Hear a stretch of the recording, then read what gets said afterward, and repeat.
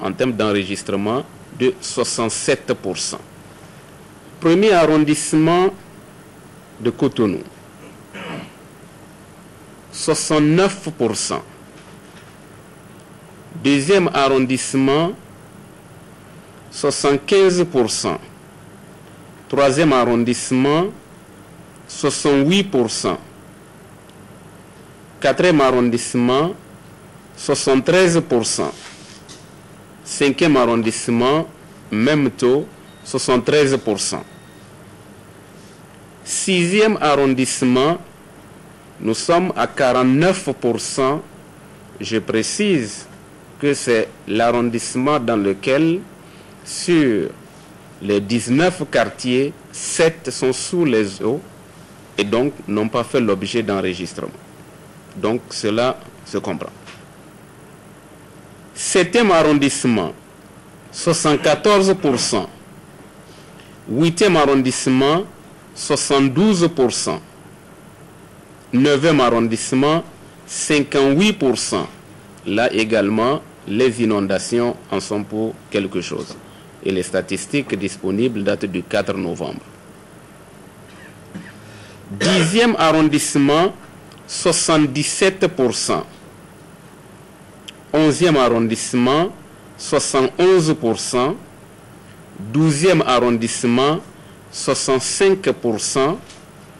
13e arrondissement, 81%. Je voudrais, à cette occasion, dire toutes mes félicitations aux autorités locales du 13e arrondissement qui se sont fortement impliquées dans la mobilisation. Je voudrais, avant de terminer, dire encore une fois mes remerciements à tous les agents. Je voudrais leur dire que nous les comprenons. Nous avons suivi les différentes doléances. Ces doléances ont fait l'objet d'échanges. Et donc, comme nous l'avons affirmé, nul ne quittera les opérations de la LEPI en laissant des dettes à l'État, en laissant des dettes à la CPS et à la Mirena. Et pour donner la preuve de notre bonne volonté, nous avons engagé le paiement des mois d'arriérés pour les CCS. Déjà, c'est en cours. Nous avons décidé de commencer le paiement des MCRE et des DRA dès demain lundi.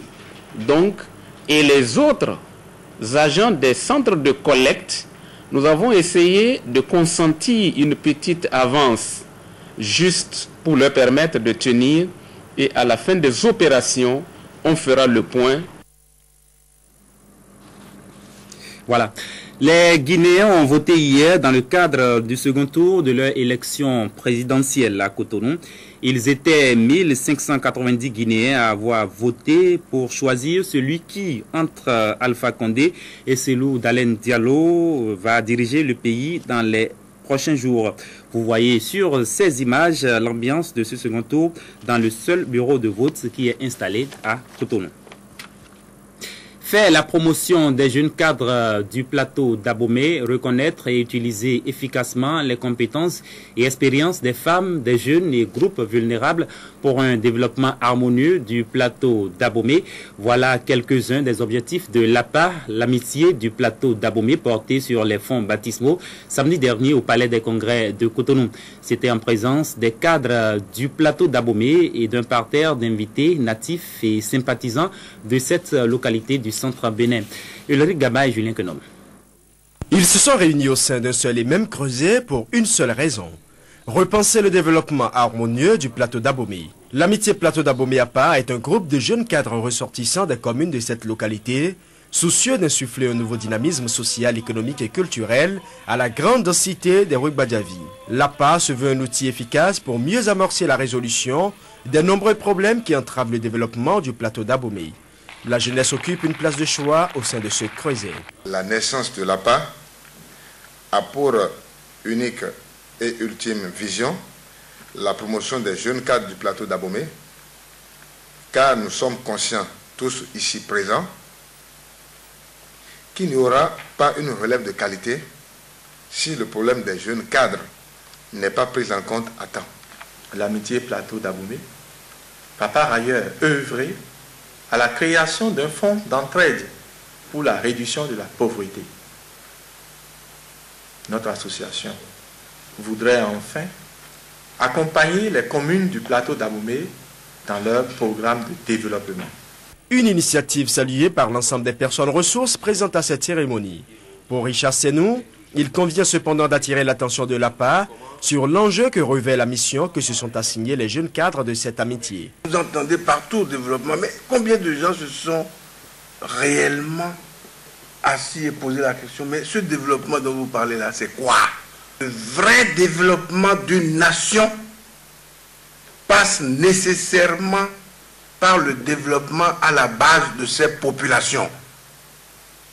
Et je vois les membres de l'APA et l'initiative de l'APA comme un des vecteurs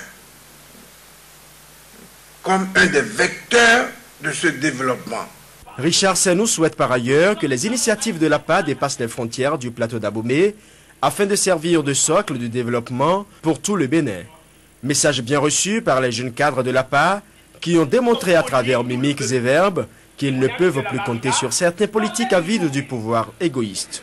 Les propositions, quels avantages ou non le plan BEC, le programme d'ajustement structurel, le NEPAD, mais une fois de retour au BECAI, écoutez les propos qu'ils tiennent aux populations affamées.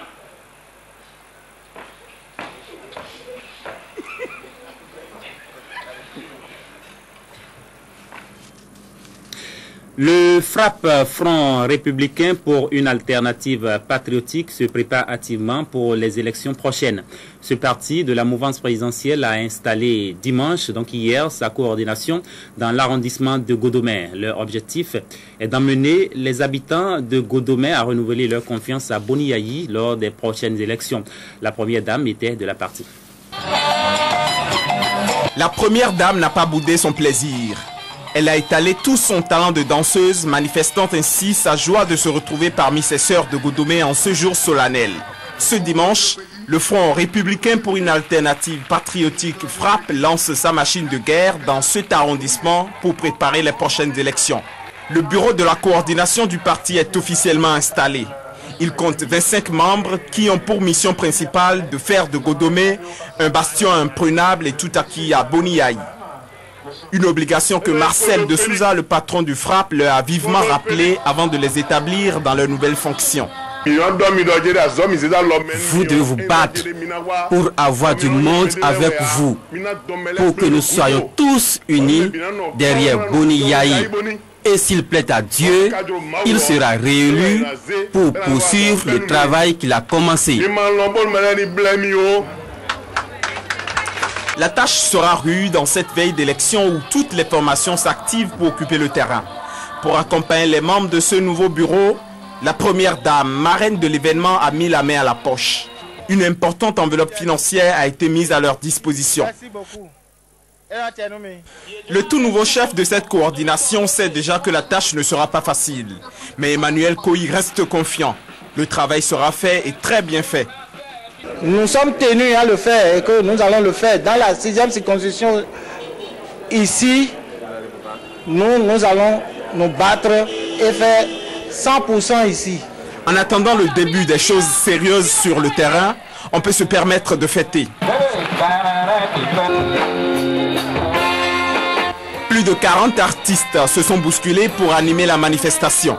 Mais ici, il n'était pas question que de l'installation de la coordination du FRAPP. Les eaux de pluie qui ont semé la désolation un peu partout dans le pays n'ont pas épargné Godomè. Alors, pour atténuer les souffrances des populations, la première dame est venue avec un important lot de vivres, de médicaments et de fournitures scolaires. Conférence débat sur le thème croissance et pauvreté en Afrique et au Bénin, 50 ans après les indépendances. Cette conférence s'est tenue samedi à l'école Le Savoir dans la commune d'Abomey-Calavi. Le principal orateur, le docteur en sciences économiques, Étienne Yehoué, professeur d'université à Washington, a fait le diagnostic des facteurs à l'origine de la pauvreté de nos pays. Il a également présenté les traits caractéristiques qui concourent à la croissance et au bien-être des populations. Christian Danedian et Banabé Messan. Dans la salle polyvalente du groupe MIFES, Madfin Eco Institute of Financial and Economic Studies, situé à Zopa dans la commune d'Abomey-Calavi, un groupe d'élèves de la classe de terminale, des enseignants et autres acteurs du développement. Très concentrés, ils suivent avec beaucoup d'attention une communication du docteur Étienne Yehoué sur la problématique de la croissance et de la pauvreté en Afrique et au Bénin, 50 ans après les indépendances. Lorsqu'on parle de croissance, il ne suffit pas simplement de mobiliser les capitaux. Avoir les capitaux n'est pas synonyme de la croissance nécessairement, mais l'usage que l'on fait de ces capitaux-là est essentiel et donc nous allons attaquer la question des dépenses publiques. L'exposé du docteur Étienne Yehoué, professeur des universités aux États-Unis d'Amérique et expert au Fonds monétaire international, a porté sur 4 points. Le concept de la pauvreté dans le concept des objectifs du millénaire pour le développement, la problématique de la croissance, les dépenses publiques et les facteurs qui concourent à la réduction de la pauvreté. Pour réduire la pauvreté, la croissance, elle est nécessaire. Lorsqu'on parle de croissance, il y a un certain nombre de facteurs qui sont importants pour la croissance. Il y a évidemment le capital, il y a les ressources humaines, et c'est une meilleure combinaison des deux qui puisse donner le résultat. Mais il y a aussi des réformes structurelles qui sont très importantes. Lorsque vous observez par exemple de la rigidité au niveau des marchés, au niveau du marché du travail, il est important que quelque chose soit fait afin de rendre donc le marché du travail plus souple. Le Bénin, en 50 ans, n'a véritablement pas encore trouvé le moyen de sortir sa population de la pauvreté. Étienne Yehoué propose alors le modèle à suivre pour arriver à cette fin. On peut penser à une sorte de révolutionnarisation de l'agriculture et faire en sorte que l'agriculture puisse générer les ressources nécessaires pour bâtir une véritable nation. Dans notre pays, par exemple, c'est l'État qui est le pourvoyeur de l'emploi. L'expérience a montré que les pays qui ont amorcé un véritable processus de développement, c'est plutôt le secteur privé qui est le pourvoyeur de l'emploi. Il est aussi important que nous puissions faire donc des réformes structurelles pour changer la dynamique de façon que le pourvoyeur de l'emploi soit plutôt le secteur privé plutôt que l'État. Le groupe Madfin Eco et le docteur Étienne Yehoué ont fait de la conférence de ce samedi 6 novembre un véritable cadre de réflexion. Les idées proposées sont à présenter aux décideurs. L'ambassadeur Théodore Loko a soutenu sa thèse de doctorat samedi dernier à l'amphithéâtre de l'École nationale d'administration et de magistrature. Le thème faire la traçabilité du droit international dans sa tentative d'appréhender les relations de pouvoir à l'intérieur de l'État. Héribert Label Adjovi pour le compte rendu. Lui, c'est l'ambassadeur Théodore Loko, représentant le Bénin auprès du Saint-Siège. Devant un jury présidé par le professeur Dorothée Sousa, il a défendu sa thèse. Le droit international ne se contente plus de coordonner les souverainetés, de rester en marge. De plus en plus, il rentre à l'intérieur des États. Donc on voit les États qui se retrouvent, qui prennent des dispositions, qui se disent que désormais, aussi bien le principe de l'égalité, aussi bien les droits de l'homme doivent être perçus autrement. Il faut amener les gens à rentrer dans le mouvement. Pour maintenant, le résultat, est-ce que c'est déjà effectif ou pendant comme le temps on reçoit dans l'émergence, moi mon travail a simplement consisté à faire la traçabilité. Après l'exposé du candidat sur le thème « Contribution du droit international à l'émergence de l'état de droit », c'est au tour du jury de donner son appréciation. Mention très honorable.